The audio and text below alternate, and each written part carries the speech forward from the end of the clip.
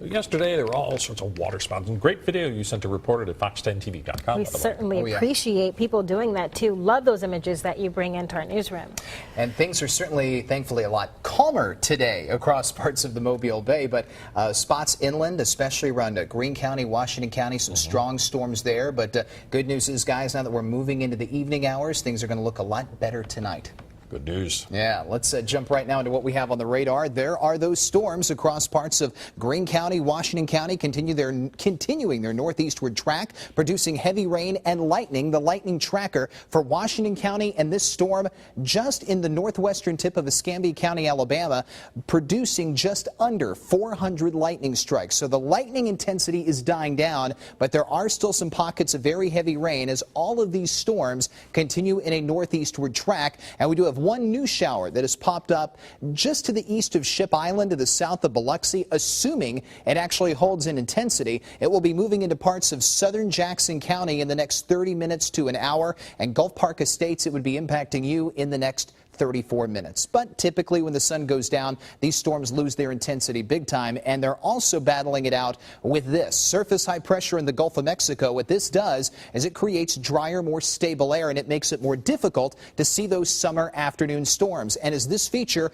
builds in closer to us, it's going to be harder and harder to deal with rain and thunderstorm opportunities. It's also going to really prevent a lot of these bigger storms around New Orleans from entering parts of the Gulf Coast. But as always, we will watch them. Temperatures right now are in the mid to upper 80s mainly, although we do have some lower 90s on the board across parts of Evergreen and Crestview. Zooming in tighter towards parts of Mobile and Baldwin County, we have a temperature of 84 right now in Theodore, 85 in Dauphin Island, mid to upper 80s across the eastern shore, as well as Upstate Highway 59, and a pair of 87s from Alberta all the way over into Pensacola. Temperatures for tomorrow should max out at 90 in the Port City.